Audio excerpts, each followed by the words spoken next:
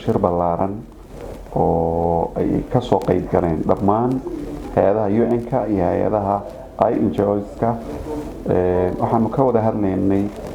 dhamaystirka shirar hore noogu soo socday muddo soo socday oo ah in aanu qorshe u samayno waxa loo yaqaano ilaalada madaniga ah. waxaanu ka dhignay phase koowaad iyo phase labaad iyo phase saddexaad. phase koowaad waxaanu isla garanay in ay lagama maarmaan tahay ilaalada ka shaqeeya xarumaha ay hay-aduhu degan yihiin ama ha noqdeen UN ama ha noqdeen NGOs in ay u baahan yihiin inay noqdaan ciidamo ama ilaalo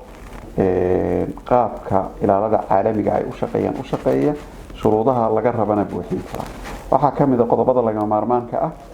inay noqdaan ilaaladaasi ilaalo wasaaradda amniga oo dowladda Puntland u qaabilsan dhammaan amniga dalka, in ay noqdaan ilaalo ay wasaaraddu hubisay, baaritaan ku samaysay, u aragtay in ay yihiin ilaalo buuxin karta hawshaa iyada ah oo loo igmaday. tababar markaa inay wasaaraddu siiso ku taxalluqa shaqadan ay qabanayaan sida ugu fiican siday ugu gudan lahaayeen, isla markaana la baro shuruucda dalka ee amni, in la baro amniga iyo security-ga mas-uuliyadda ka saaran, in la baro waajibaadka saaran, iyo in security-ga dalka oo dhan u qayb ka yahay, keliya uusan ku koobnayn hay-adda markaa uu la shaqaynayo ama uusan ku koobnayn waxaa naga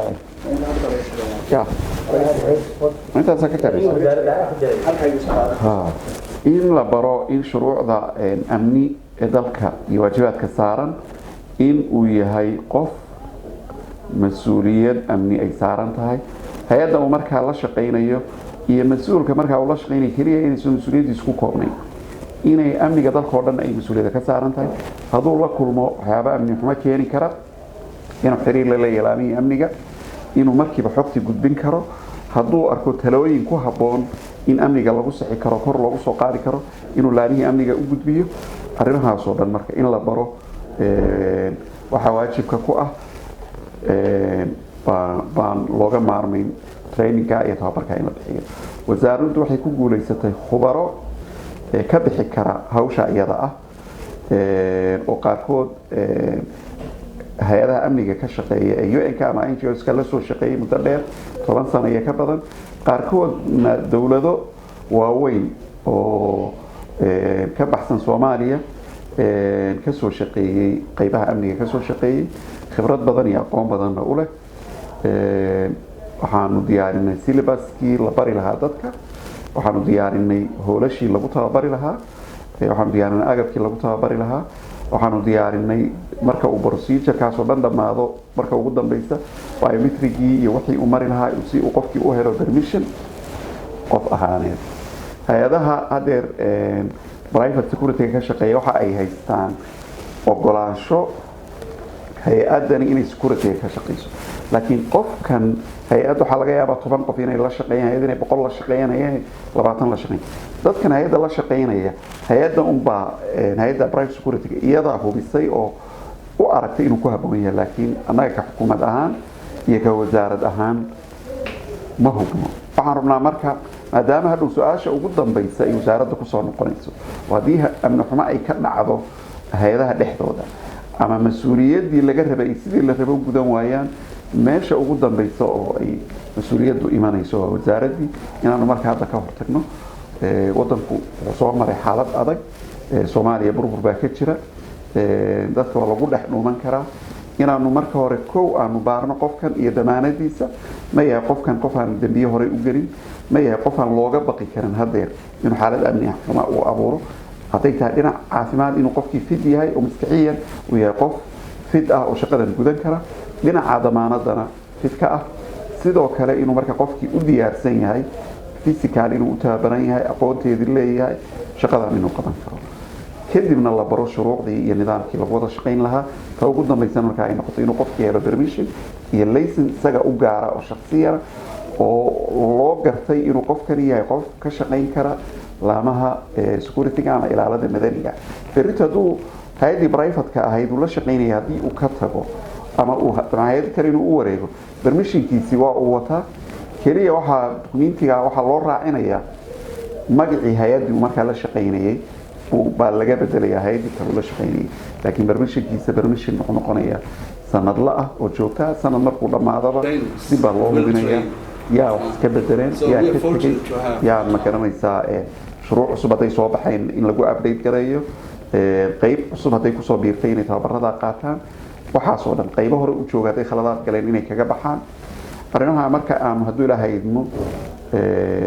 aad aanu u falanqayno waxaanu isla garanay bisha October bilowgeeda inay bilowdaan barnaamijka hay-adihii nagala soo qayb garanaya aad baan ugu mahadcelinaynaa dhammaan waa isla qaadanay waxaa xigi doona markuu tababaradaas iyo diiwaangelinta ay naga dhammaato inaanu iyagana u gudbi doono ilaalada madaniga qaybteeda labaad oo kambaniyada private-ka loo leeyahay ama ha noqdeen kuwa ganacsiga ama ha noqdeen ma garanaysaa kuwa kale oo ma garanaysaa non profit-ka ah la shaqeeya in iyagana la diiwaan geliyo kadibna ay helaan tababar shaqadooda u fududaynaya kadibna ay helaan permission loogu ogolaanayo qofkan inuu shaqada security-ga ah inuu ka shaqeeyo waa ogtiina maanta caalamka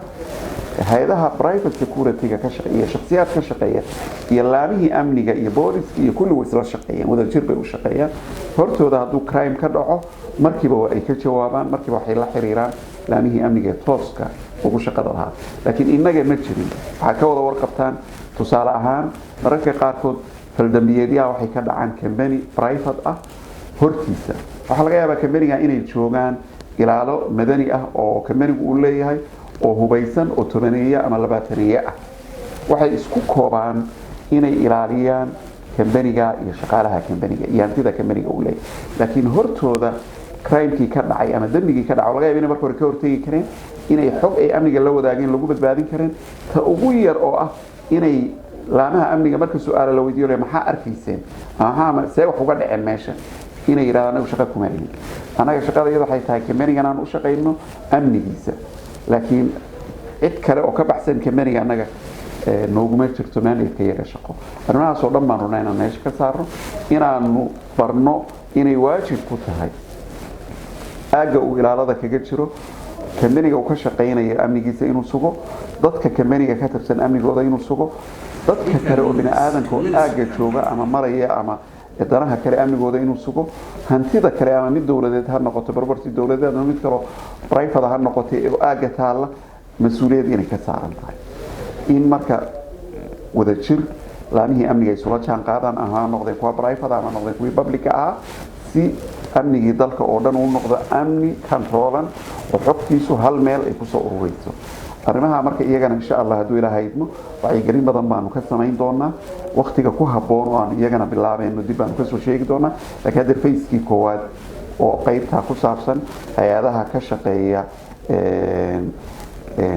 ama humanitarian ka shaqeeya ama UN-ka ah ama NGOs-ka ah dadka kala shaqeeya amniga oo ilaaladooda amniga ah oo private companies ay u keeneen baanu rabnaa in aanu iyaga ka bilowno qaybta labaad taasaan ugu qayb saddexaad baa jiri doonta hadduu ilaahay idmo oo qolada la yiraahdo SBU iyaga laftigooda waxaanu siin doonaa hadduu ilaahay idmo tababaro u gaara hadda ka hor 2 jeer bay tababaro qaateen laakiin waqti hore u ahaa waxaanu rabnaa tababarada inaanu cusboonaysiino in dib loogu xareeyo xaruntii tababarada booliska Carmo oo ay hore tababaro ugu qaateen in tababaro kale la siiyo kuwan hore u qaadana la siiyo kadibna aanu markaa ugu dhex darno arrinta tan shuruucda iyo nidaamka iyo sida casriga ah ee marka ilaalada noocaas oo kale la qabanayo aan looga maarmi karin inay knowledge-keeda iyo aqoonteeda inay yeeshaan anagoo ka faa'iidaysanayna khubarada aanu haysano ka wasaarad ahaan iyo barnaamijka iyo agabka aanu ugu talagalnay arrimaha inaan uga faa'iidayno si uu u noqdo wax moderna oo la jaan qaadi kara ilaalada amniga ee caalamka ka jirta marka dhammaan bulshooyinka reer Puntland waxaan soo jeedinaynaa in ay laamaha amniga si dhow ula shaqeeyaan in ay xogaha la wadaagaan in ay saaxiib dhow la noqdaan hay-adaha ama UN-ka ah ama NGOs-ka ah sidii aan isku afgaranay iyagana inay u ilaaliyaan oo shuruucda iyo nidaamka u ilaaliyaan qof aan permission ka haysan wasaaradii amniga oo aan tababarkaa soo qaadan oo aan shuruucdaa soo qaadan oo aan ugu dambeyn aan helin ogolaashihii wasaaradda amniga inuusan noqon qof la shaqeeya inuusan noqon hay-adaha privatka ah oo dadkaa ka shaqaalaysiiyana iyagana waxaanu faraynaa in ay waktiga ugu dhow ay ula soo xiriiraan wasaaradda amniga si looga wada hadlo barnaamijkaasi u dhaqangeli lahaa si looga wada hadlo shaqaalahooda iyo ciidamada amniga ka shaqeeya privatka ay gacanta ku hayaan sidii ay u diiwaangelin lahaayeen tababarkaana ay uga qaybgeli lahaayeen aad baa umahadsantiin